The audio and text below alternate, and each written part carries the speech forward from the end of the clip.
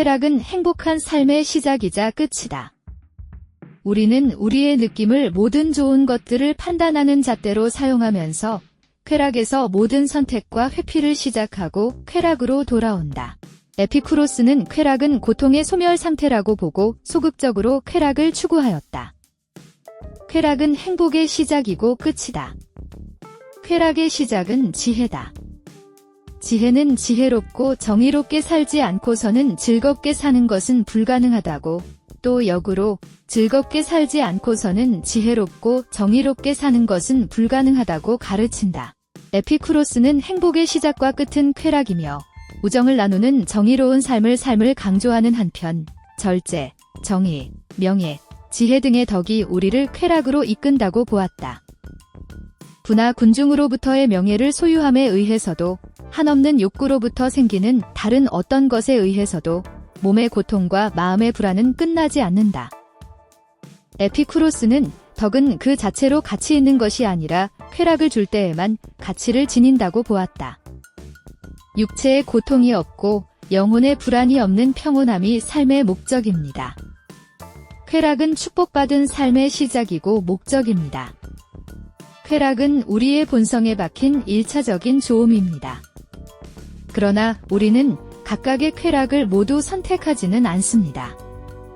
어떤 쾌락으로부터 오히려 더 많은 불편함이 뒤따를 때 우리는 그런 쾌락을 흘러보냅니다. 그리고 우리가 어떤 고통을 견뎌낼 때 장기적으로 더 큰 쾌락이 뒤따른다면 우리는 그 고통이 지금 당장의 쾌락보다 더 낫다고 생각합니다.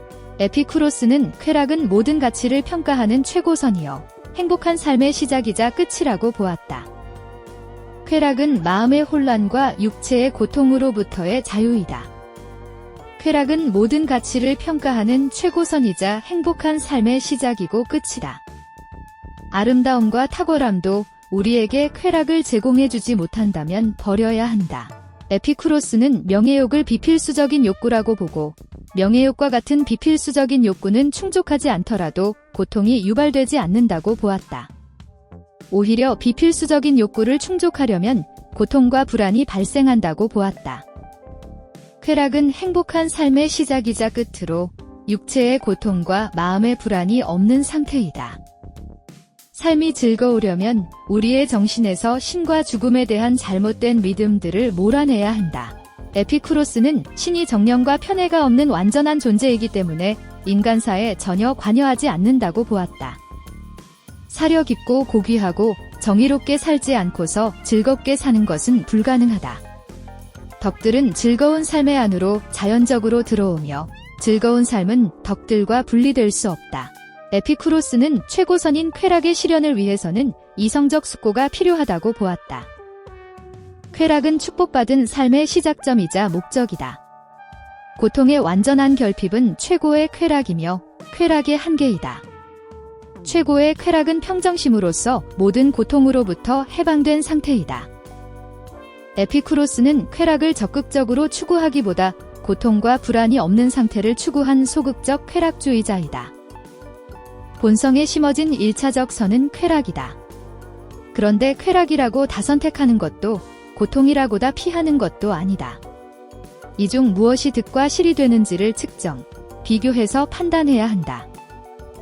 에피쿠로스는 지속적이고 정신적인 쾌락을 추구하였다. 또한 에피쿠로스는 사려 깊고 고상하며 정의롭게 살아야 참된 쾌락을 누릴 수 있다고 보았다. 사려 깊고 아름다우며 정의롭게 살지 않으면서 즐겁게 살 수는 없다. 반대로 즐겁게 살지 않으면서 사려 깊고 아름다우며 정의롭게 살 수는 없다. 덕은 본성적으로 즐거운 삶과 연결되어 있으며 즐거운 삶은 덕과 떨어질 수 없다.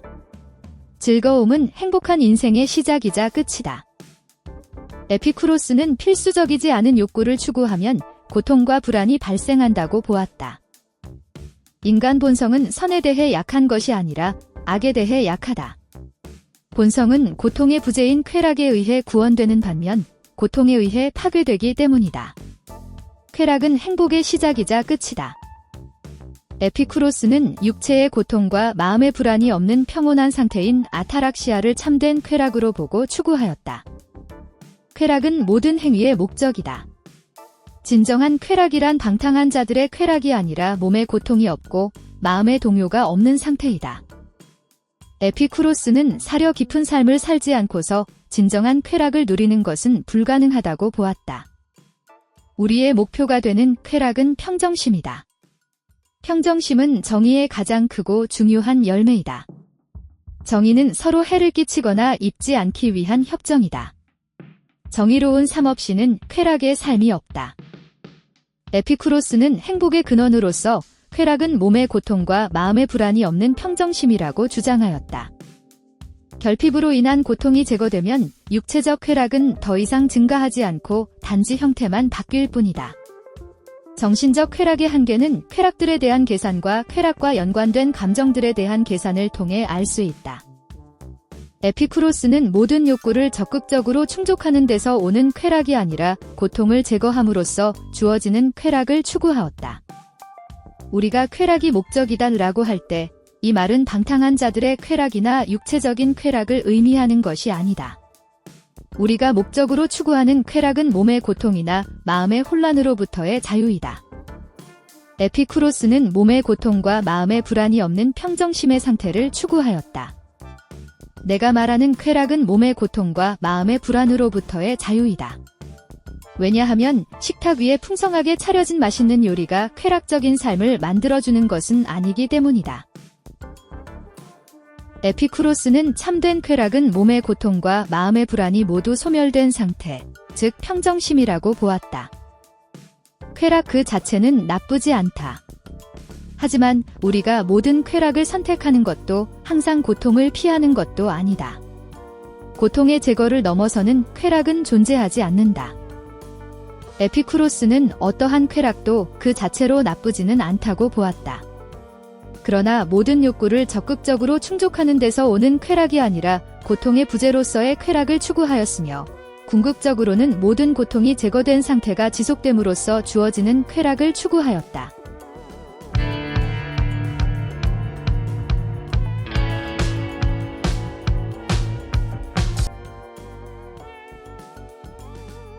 수고하셨습니다. 반복 학습으로 학습 효과를 높이세요.